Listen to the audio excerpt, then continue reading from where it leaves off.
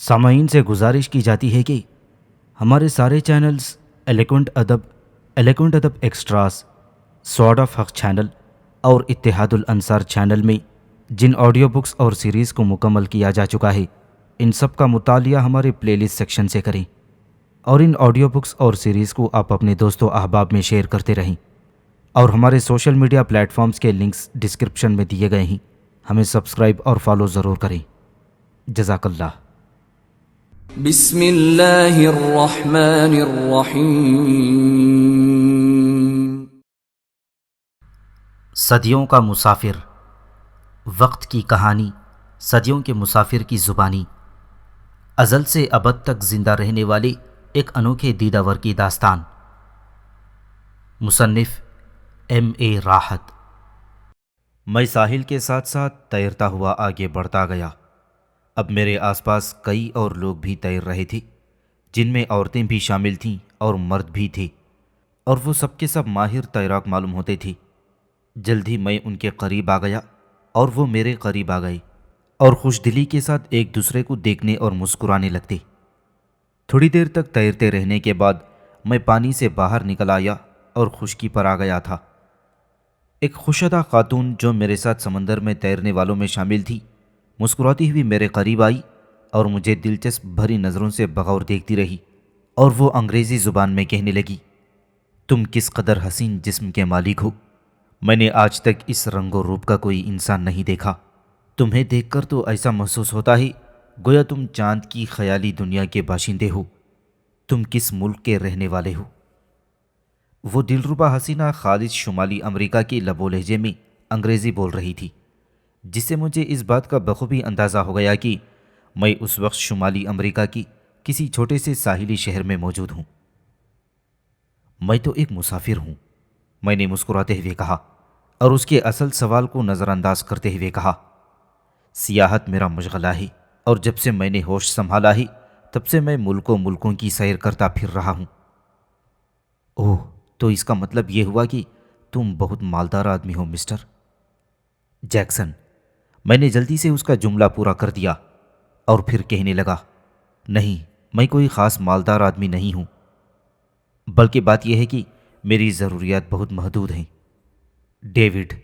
میری ڈیوڈ، اس نے اپنا پورا نام بتاتے ہوئے کہا، میں جس ملک میں بھی جاتا ہوں وہاں سیاحت کرنے کے علاوہ تھوڑا بہت کام بھی کر لیتا ہوں اور اس طرح اپنا خرچ چلا لیتا ہوں۔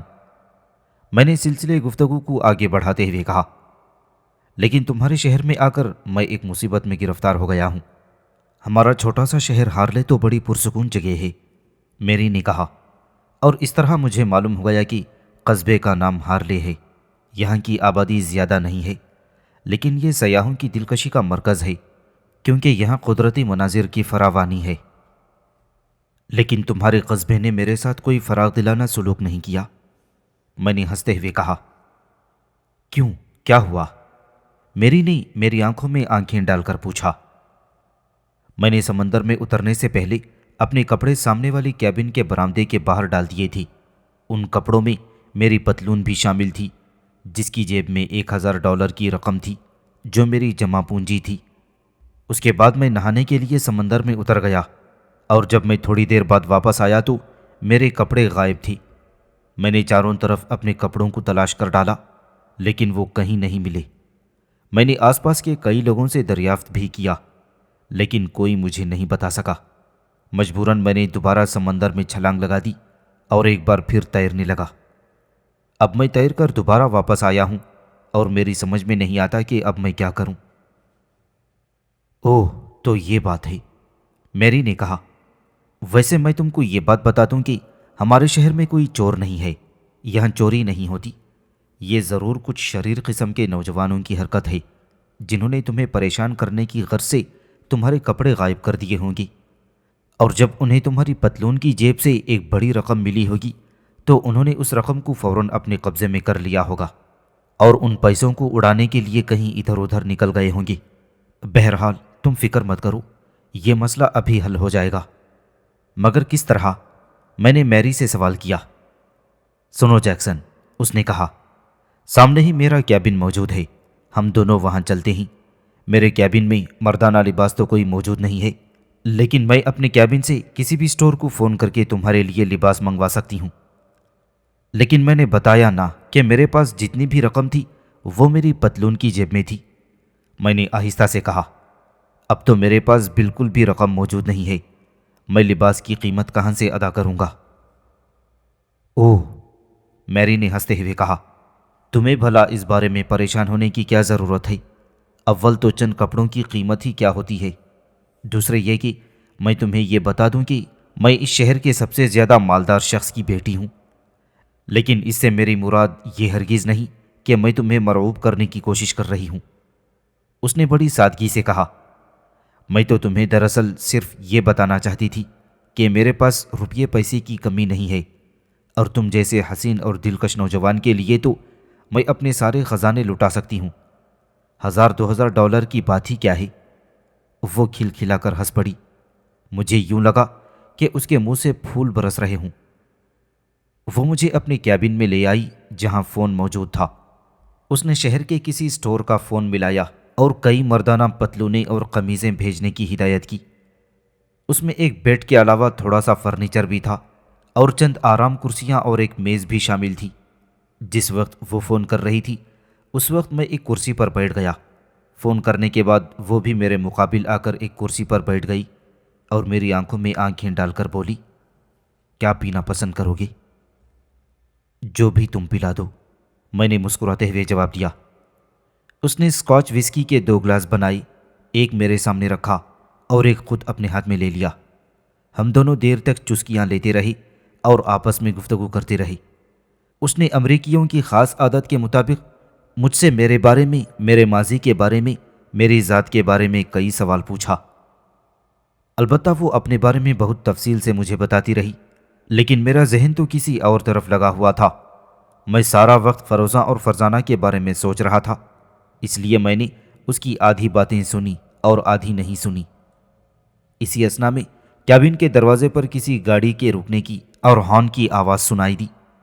میں نے ایک گاؤن اٹھا کر اپنے جسم پر ڈال لیا تھا اور دروازہ کھول کر باہر جھانک کر دیکھا۔ دروازے میں سے کسی نے ایک پیکٹ پکڑا ہوا تھا اور میری نے اسے وصول کر کے کاغذ پر دستخط کر دیے اور دروازہ بند کر کے واپس آ گئی۔ تمہارے لیے کپڑے آ گئے ہیں جیکسن، اس نے پیکٹ میری طرف اچھالتے ہوئے کہا۔ تم اس میں سے اپنی پسند کا لباس منتخب کر کے پہن سکتے ہو، باقی کپڑے بھی تمہارے لیے ہیں۔ اور پھر اس نے میرے قریب آ کر اچانک میرے گلے میں اپنی باہیں ڈال دیں۔ کافی دیر بعد جب میں نئے کپڑے پہن کر جانے کے لیے تیار ہونے لگا تو اس نے اپنا پرس کھول کر اس میں سے 2000 ڈالر کے نوٹ نکالے اور میرے حوالے کرتی ہوئی بولی، یہ رکھ لو جیکسن، مجھے امید ہے کہ اس رقم سے تمہارا کچھ نہ کچھ کام تو چل ہی جائے گا۔ نہیں نہیں، اس کی ضرورت نہیں، میں نے ظاہراً تکلف کا اظہار کرتے ہوئے کہا، لیکن میری بزید رہی اور میں نے بالآخر وہ نوٹ لے کر اپنی جیب میں رکھ لیے، اور پھر اس نے باقی کپڑوں کا پیکٹ بھی میرے حوالے کر دیا۔ اب تم سے کب اور کہاں ملاقات ہوگی ڈارلنگ؟ اس نے محبت سے میرا ہاتھ تھامتے ہوئے پوچھا۔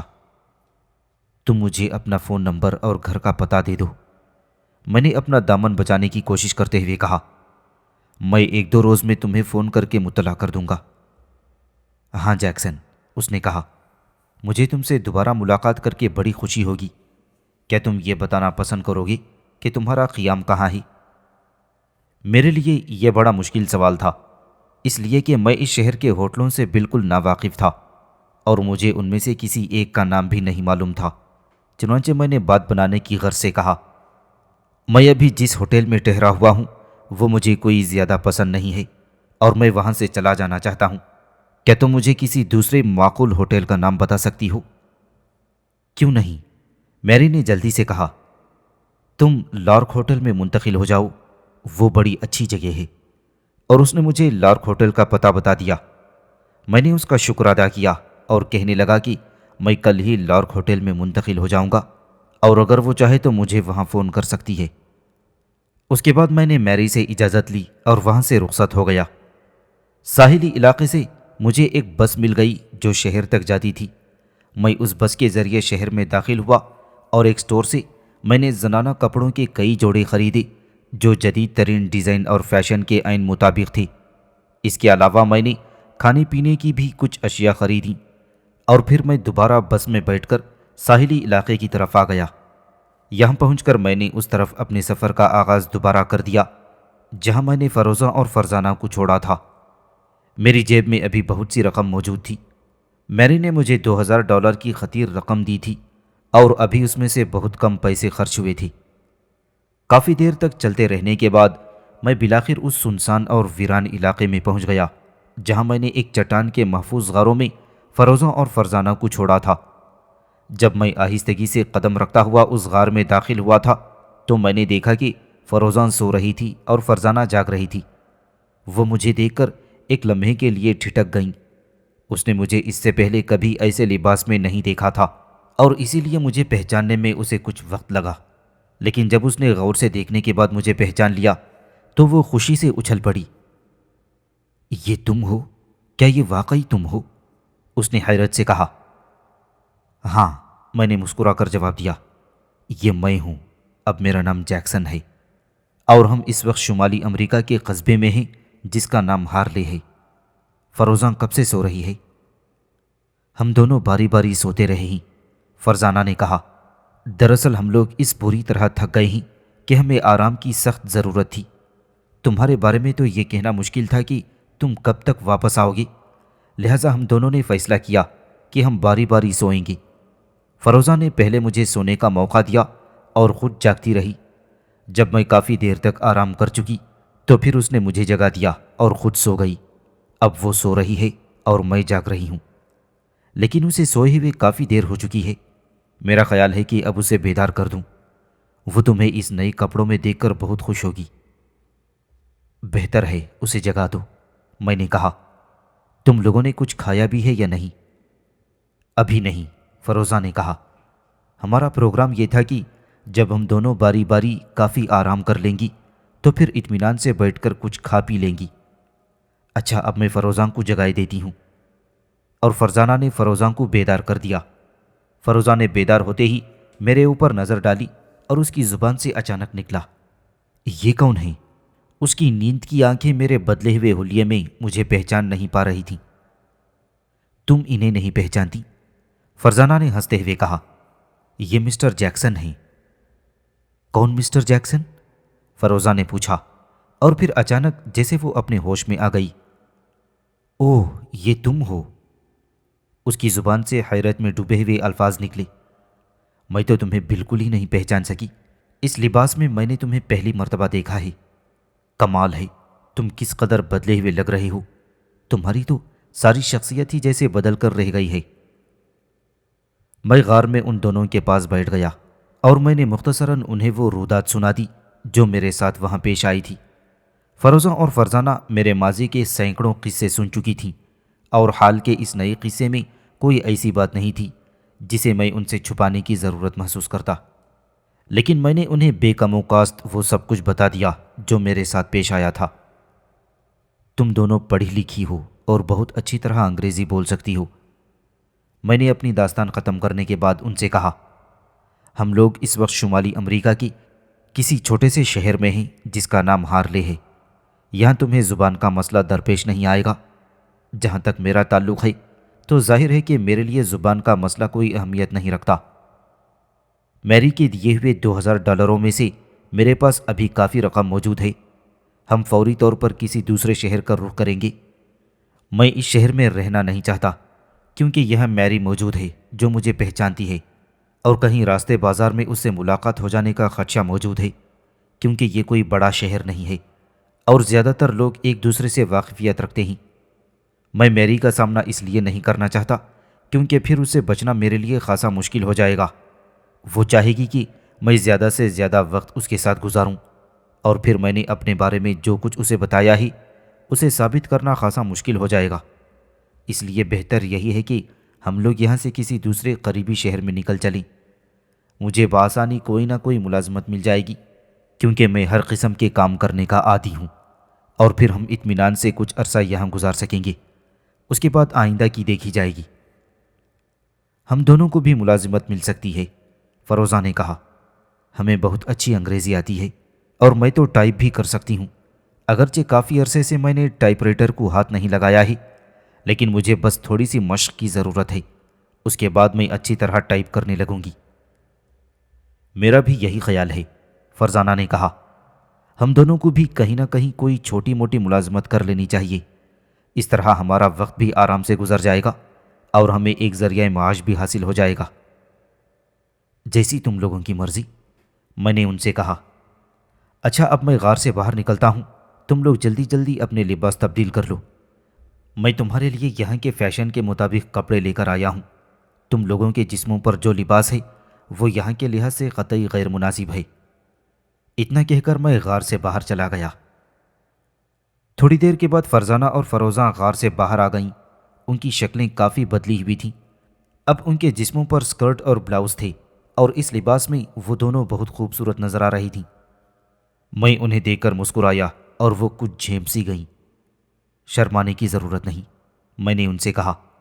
مجھے معلوم ہے کہ تم لوگ مشرق کی لڑکیاں ہوں اور اس لباس میں اپنے آپ کو بہت عجیب و غریب محسوس کر رہی ہوگی، لیکن کیا کیا جائے، مجبوری ہے، جیسا دیس ویسا بھیس۔ اچھا، اب آؤ ہم لوگ کچھ کھا پی لیں۔ میں کھانے کا سامان ساتھ لایا ہوں، اس کے فوراً بعد ہم یہاں سے روانہ ہو جائیں گے۔ ہم تینوں نے غار سے باہر آ کر سمندر کے کھلے ساحل پر بیٹھ کر کھانا کھایا۔ ہمیں اب چھپے رہنے کی کوئی ضرورت نہیں تھی، کیونکہ ہمارے اندر اب ایسی کوئی چیز نہیں تھی جو دوسروں کی توجہ کا مرکز بنتی۔ ہم اب عام لباس میں تھے، جو عام شہریوں کا لباس تھا۔ کھانا ختم کرنے کے بعد فرزانہ اور فروزہ نے اپنے پرانے کپڑوں کو سمندر کی موجوں میں اچھال دیا۔ آج سے ہماری زندگی کا ایک پرانا باب ختم ہوتا ہے، فروزہ نے کہا، اور اب ہم ایک نئے باب کا آغاز کر رہے ہیں۔ اب ہم نے ماضی سے ناتا توڑ لیا ہے اور حال میں قدم رکھا ہے، فرزانہ نے کہا۔ اب ہم وقت کے ساتھ ساتھ حال میں سفر کریں گے۔ ماضی کے سارے سفر تمام ہوئے، اب ہم نے حال سے اپنا رشتہ جوڑ لیا ہے۔ ہم دوبارہ ماضی کی منزلوں سے حال کی شاہراہ پر گامزن ہو گئے ہیں۔ اب ہم حال کا حصہ ہیں اور حال ہی میں رہیں گے۔ ماضی کی داستانوں کا اصل لطف تو اس وقت تھا جب تک کہ ابو زندہ تھے، فروزہ نے افسردگی کے ساتھ کہا۔ اب وہ خود ماضی کا حصہ بن گئے ہیں، ہمیشہ ہمیشہ کے لیے ماضی کے نہا خانوں میں چلے گئے ہیں۔ اور تم، اب ہم تمہیں جیکسن کہہ کر پکاریں گے، کیونکہ اپنے لیے یہ نام تم نے خود ہی منتخب کیا ہے۔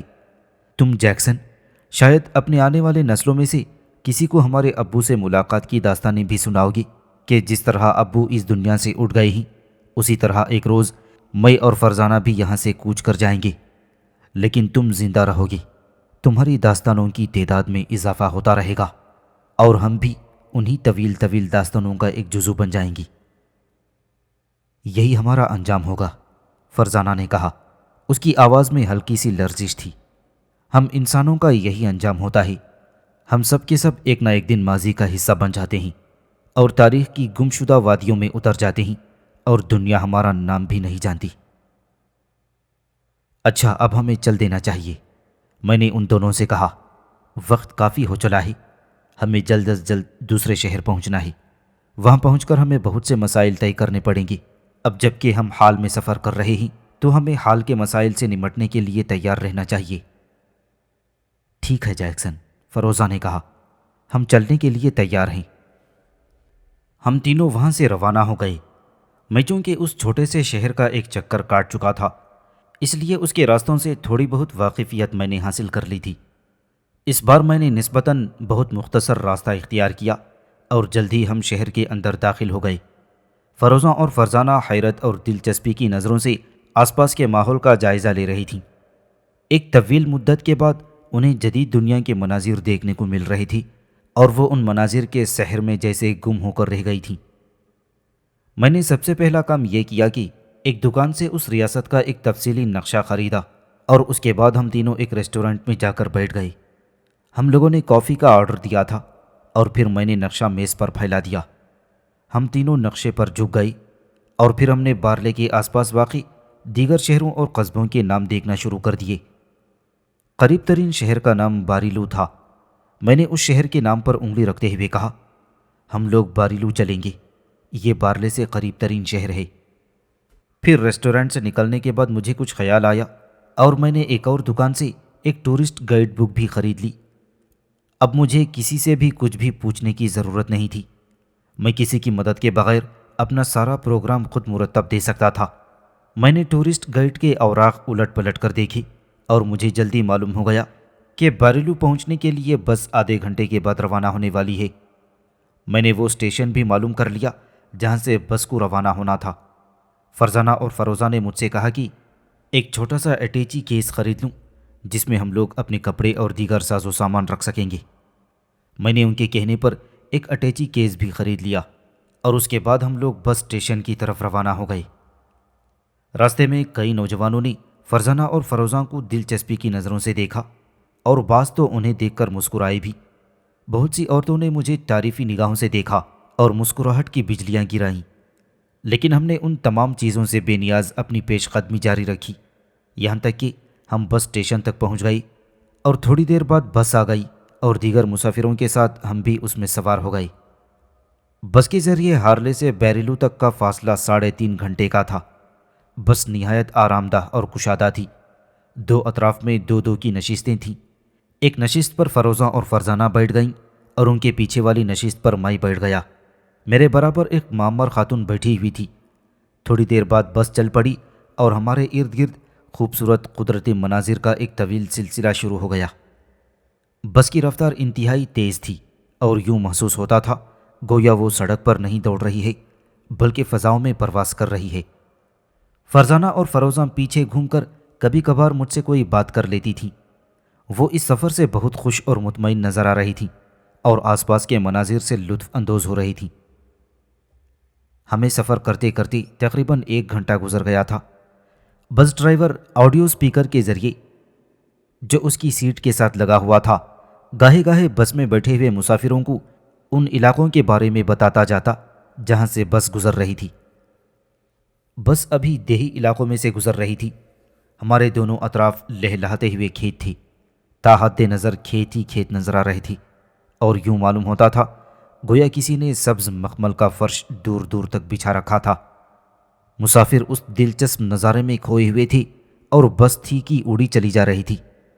اب ہمارے ایک طرف ایک چھوٹی سی ندی بہہ رہی تھی اور دوسری طرف کھیتوں کا سلسلہ تھا اور سڑک پر ندی کی جانب لوہے کی مضبوط ریلنگ لگی ہوئی تھی۔ اچانک اس طرف سے جدھر کھیتوں کا سلسلہ تھا ایک بیل بے تحاشا بھاگتا ہوا آیا۔ وہ ایک بے حد تندرست اور توانا بیل تھا اور اپنے سینگوں کو نیچے کیے ہوئے دیوانوں کی طرح دوڑ رہا تھا۔ ڈرائیور نے اس بیل کو بھاگ کر سڑک کی جانب آتے دیکھ لیا اور اس نے ایک دم بریک لگا کر بس کی رفتار کو کم کرنے اور اسے روکنے کی کوشش کی، لیکن اس کی یہ کوشش کامیاب نہیں ہو سکی۔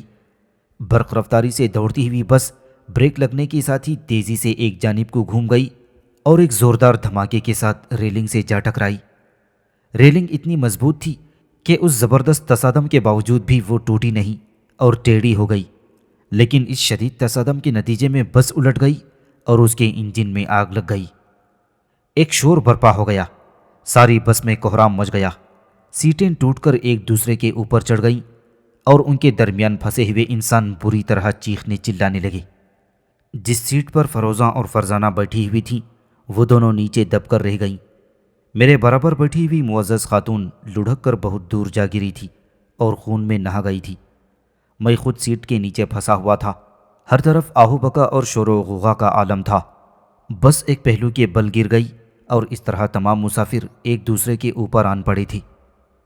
میں نے ایک جھٹکے کے ساتھ ہی خود کو سیٹ کے نیچے سے نکالا، لیکن اب پوزیشن یہ تھی کہ تمام مسافر جو زندہ اور زخمی تھے یا مر چکے تھے بس کے اندر ایک طرح سے قید ہو کر رہ گئے تھے، کیونکہ ایک پہلو کے گر جانے کے باعث بس کا دروازہ اور اس کی طرف کی کھڑکیاں تو زمین سے لگ گئی تھیں اور دوسری طرف کا ایمرجنسی دروازہ اور اس طرف کی کھڑکیاں چھت کی طرف اونچی ہو گئی تھیں۔ بس کا حادثہ ہوتے ہی آس پاس کا ٹریفک رک گیا۔ اس اثنا میں نے چھلانگ لگا کر خود کو سیٹ کی قید سے نکالا اور میں فوری طور پر فروزہ اور فرزانہ کی طرف متوجہ ہوا۔ وہ دونوں سیٹ کے نیچے دبی ہوئی تھیں اور اس سیٹ کے اوپر ایک اور زخمی آدمی لدا ہوا تھا۔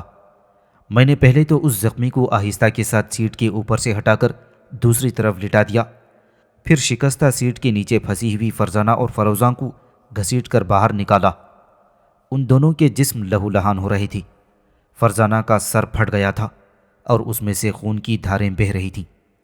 فروزہ کی ناک اور منہ سے خون جاری تھا یہ ایک ایسا وقت تھا کہ میں ان لوگوں کی کوئی مدد نہیں کر سکتا تھا۔ شاید کسی نے فوری طور پر پولیس کو اطلاع دے دی تھی، کیونکہ حادثے کو زیادہ سے زیادہ 10 منٹ کا عرصہ گزرا ہوگا کہ پولیس اور فائر بریگیڈ کی گاڑیوں کی سائرن کی آوازیں سنائی دینے لگیں۔ فائر بریگیڈ والوں نے فوراً اندر پھنسے ہوئے لوگوں کو نکالنے کی کارروائی شروع کر دی اور انہیں ایمبولینس میں ڈال ڈال کر ہسپتال بھیجوانا شروع کر دیا۔ پوری بس میں صرف ایک ایسا شخص تھا جس کے جسم پر کوئی ہلکی سی خراش تک نہیں تھی۔ بس کے ڈرائیور سمیت 14 مسافر، جن میں 6 خواتین بھی شامل تھیں، موقع پر ہی ہلاک ہو گئے۔ تقریباً 20 مسافر شدید طور پر زخمی ہوئے تھے اور باقی کو معمولی چوٹیں آئی تھیں۔ فرزانہ اور فروزہ شدید طور پر زخمی ہو جانے والے لوگوں میں سے تھیں۔ انہیں دوسرے زخمیوں کے ساتھ فوری طور پر ایمبولینس کے ذریعے اسپتال پہنچا دیا گیا۔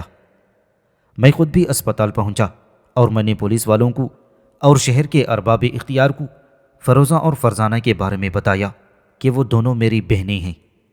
ہم لوگ بیریلو کے لیے روانہ ہوئے تھے کہ بس کو یہ حادثہ پیش آ گیا۔ پوری بس میں ہی ایک واحد شخص بچا تھا جس کے کوئی زخم نہیں آیا تھا۔ بہت سے اخبار والوں نے میرے انٹرویو لیے تھے اور مجھ سے حادثے کی تفصیلات پوچھی۔ مجھے جو کچھ معلوم تھا وہ میں نے انہیں بتا دیا۔ ظاہر ہے کہ کوئی لمبی چوڑی تفصیلات نہیں تھیں۔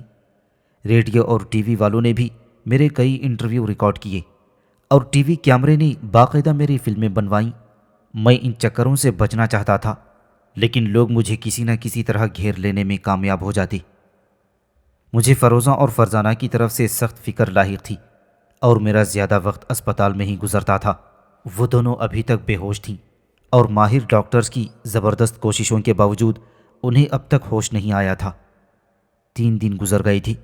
اس اثنا میں انہیں کافی خون بھی چڑھایا گیا اور برابر مختلف قسم کے انجیکشن وغیرہ بھی دیے جا رہے تھے، لیکن دونوں میں سے کسی کی بھی حالت میں کوئی افاقہ نہیں ہوا تھا۔ اس دوران بس کے حادثے میں زخمی ہونے والے دوسرے افراد ہسپتال میں ہلاک ہو گئے۔ کئی دن تک اخبارات میں اس حادثے کی خبریں آتی رہیں اور پھر آہستہ آہستہ لوگ اس واقعے کو بھولنے لگے۔ ہارلے اور بیریلو کے درمیان ایک بالکل چھوٹا سا قصبہ اینڈرز تھا۔ یہ حادثہ اینڈرز میں ہی پیش آیا تھا اور اینڈرز کے ہسپتال میں ہی زخمیوں کو داخل کیا گیا تھا۔ میں اس چھوٹے سے قصبے کے واحد ہوٹل کے ایک کمرے میں قیام پذیر تھا، لیکن میں ہوٹل میں بہت کم رہتا تھا۔ میرا زیادہ وقت تو ہسپتال میں گزرتا تھا۔ ایک ہفتے کے بعد ڈاکٹرز نے مجھے اطلاع کر دی کہ فروزہ اب چند گھنٹوں سے زیادہ کی مہمان نہیں ہے۔ اس کے خون کا دباؤ کم ہوتا جا رہا ہے، نبض کی رفتار بہت سست ہو گئی تھی اور دل کی دھڑکنیں بے ترتیب ہو گئی تھیں۔ ڈاکٹروں نے آخری وقت میں مجھے فروزہ کو دیکھنے کی اجازت دے دی۔ یوں تو میں اس سے پہلے کئی مرتبہ ڈاکٹروں کی اجازت سے فروزہ اور فرزانہ کو دیکھ چکا تھا، لیکن اس بار ڈاکٹرز نے خاص طور پر یہ کہا تھا کہ میں فروزہ کو آخری بار دیکھ لوں، کیونکہ اب اس کے بچنے کی امید نہیں تھی۔ میں نے جب فروزہ کو جا کر دیکھا تو میرا کلیجہ جیسے کٹنے لگا۔ اس کی حالت ناگفتہ بات تھی۔ اس کے چہرے پر موت کی زردی کھنڈ رہی تھی۔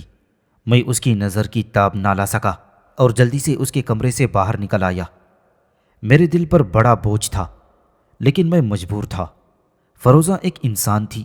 اس کے جسم کا ایک حصہ حیاتیاتی نظام کا تھا اور اب یہ نظام بری طرح منتشر اور مجروح ہو گیا تھا۔ اسے درست کرنے میں کوئی مدد نہیں کر سکتا تھا۔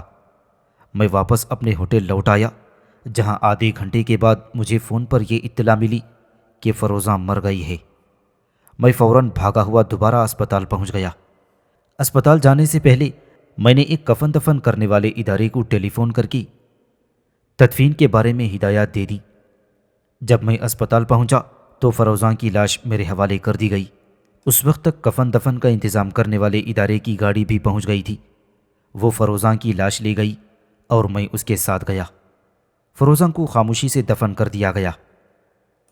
فرزانہ ابھی تک بے ہوش تھی اور ڈاکٹر اس کی طرف سے بھی مایوسی کا اظہار کر رہی تھی، لیکن ایک نوجوان ڈاکٹر فرزانہ کے کیس میں بہت زیادہ دلچسپی لے رہا تھا اور وہ مجھے اس بات کی امید دلا رہا تھا کہ شاید فرزانہ بچ جائے گی۔ اس نے ذاتی طور پر فرزانہ کے کیس میں بہت دلچسپی لی اور اس کی تیمارداری میں بہت وقت صرف کیا۔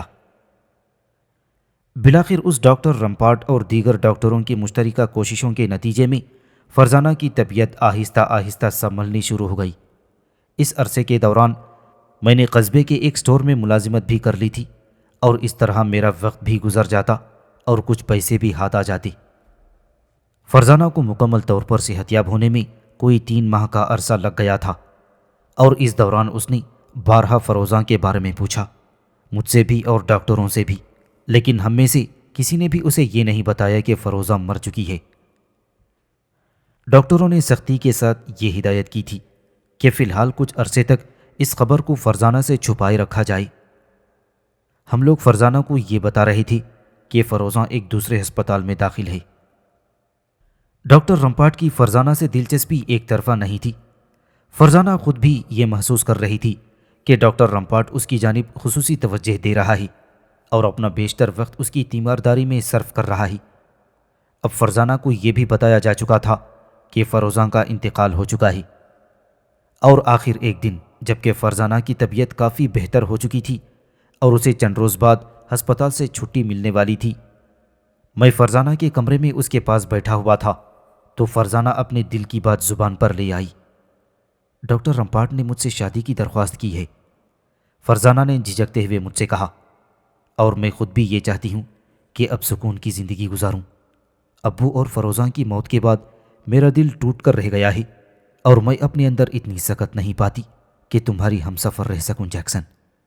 میں تمام فانی انسانوں کی طرح ایک فانی انسان ہوں۔ اپنی عمر کا تقریباً آدھا حصہ میں گزار چکی ہوں، اور بقیہ آدھے حصے کے بارے میں کچھ بھی نہیں کہا جا سکتا، اور نہ جانے کب اوپر سے بلاوا آ جائے۔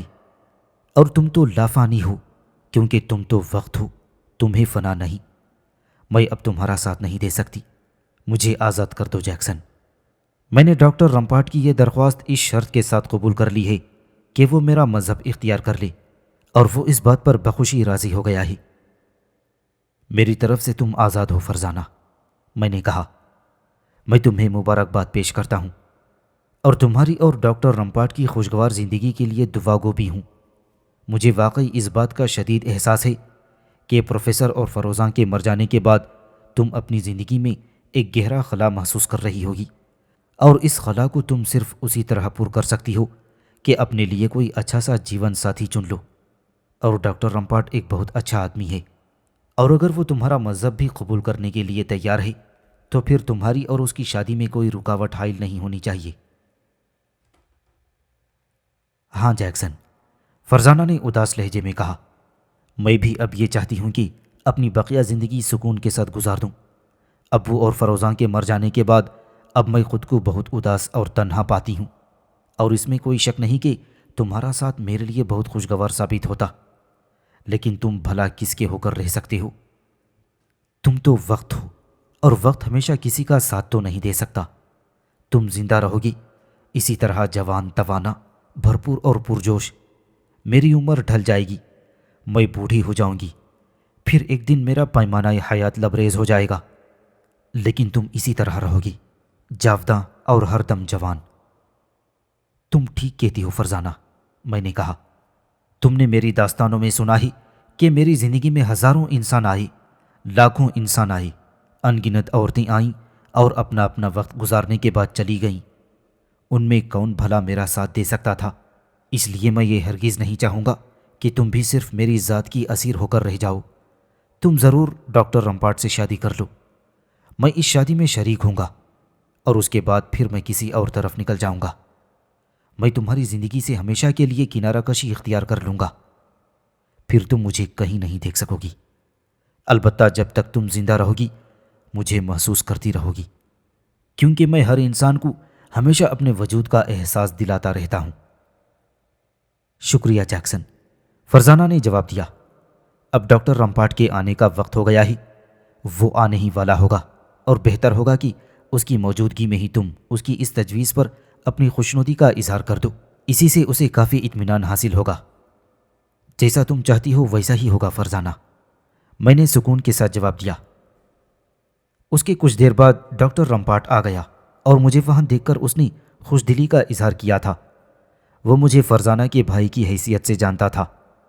فرزانہ نے اسے بتا دیا کہ وہ اس کی اور اپنی شادی کے موضوع پر مجھ سے گفتگو کر چکی ہے، اور پھر یہ کہ مجھے نہ صرف اس کی اس شادی پر کوئی اعتراض نہیں ہے، بلکہ میں اس فیصلے سے بہت خوش اور مطمئن ہوں۔ میں نے فرزانہ کی باتوں کی تصدیق کرتے ہوئے ڈاکٹر رمپاٹ کو اس کے اس فیصلے پر مبارکباد پیش کی۔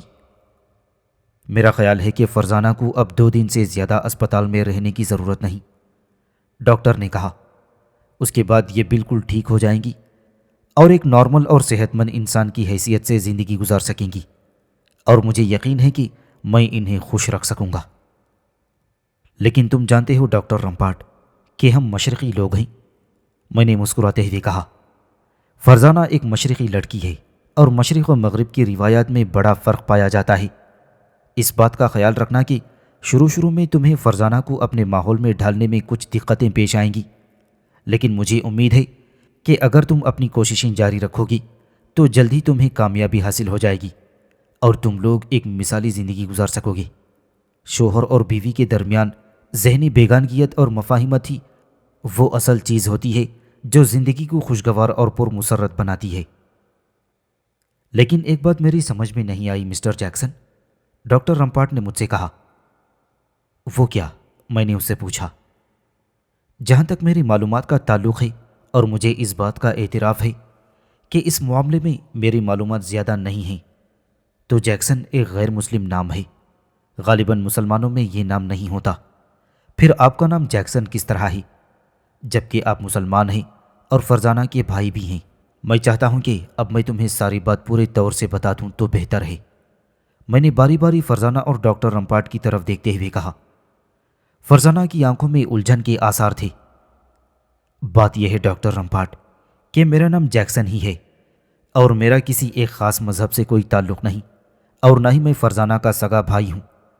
فرزانہ کے باپ نے مرتے وقت مجھے اس کا سرپرست مقرر کیا تھا اور اس لحاظ سے میں اس کے بھائی کی جگہ ہوں۔ فرزانہ کا تعلق البتہ مسلمان خاندان سے تھا اور بالعموم مسلمان لڑکیاں غیر مذاہب کے لوگوں سے شادی نہیں کرتیں، اس لیے فرزانہ کی یہ شرط اپنی جگہ پر اہمیت رکھتی ہے کہ اگر تم اس کے ساتھ شادی کرنا چاہتے ہو تو تمہیں اس کا مذہب بھی اختیار کرنا ہوگا۔